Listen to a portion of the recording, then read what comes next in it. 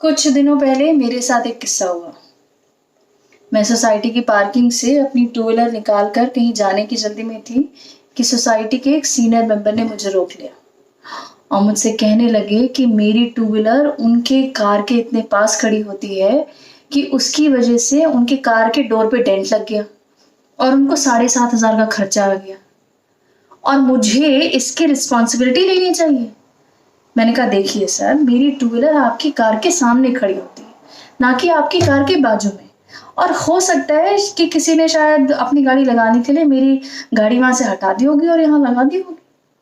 बस मेरा ये कहना था कि वो मुझ पे नाराज होने लगे, गुस्सा करने लगे, चिल्लाने लगे, कहने लगे एक तो तुम्हारी गाड़ी की वजह से मुझे नुकसान हुआ है और तुम मुझसे बदतमीजी कर रही हो।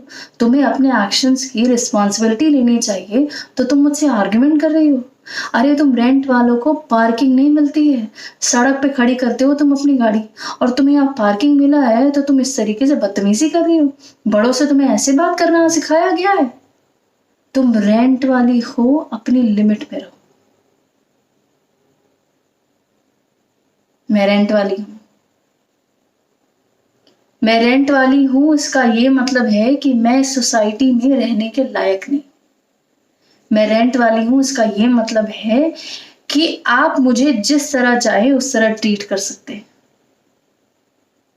मैं जब मुंबई आई थी, आज से 7 साल पहले मैं अपनी जॉब के लिए आई थी, तो मुझे लगता था कि मुंबई एक बड़ा शहर है, मेट्रो सिटी है, कॉस्मोपॉलिटन है, यहाँ तो सब कुछ बहुत इजीली हो जाता होगा।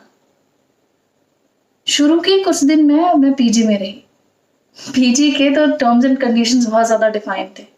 वहां पे साफ साफ ये कहा गया था कि ये जगह सिर्फ नहाने और सोने के लिए है।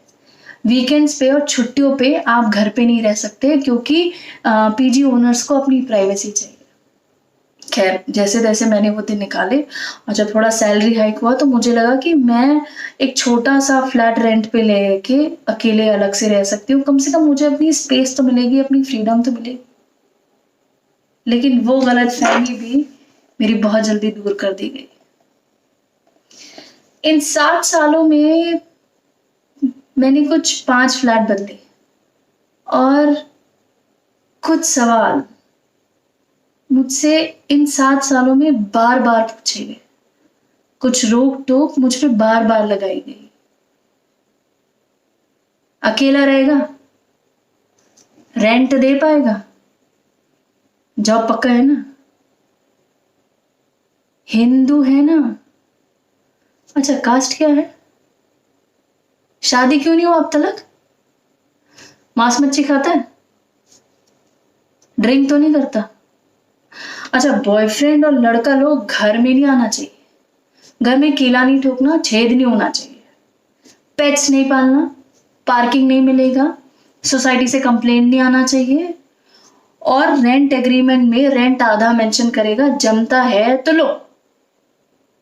और तो और पेड़ों में पानी मत डालो, उससे हमारा बिल्डिंग खराब होता है। रेंट वाले, वैसे मुझ रेंट वाली को एक मौका दिया गया था कि मैं वो सीनियर मेंबर को सॉरी बोल दूं, अपॉलॉजी कर लूं और 7,500 उनको कॉम्पनसेट कर दूं। लेकिन मुझे लगता है कि मेरे नए फ्लैट की लोकेशन यहाँ से ज्यादा अच्छी है।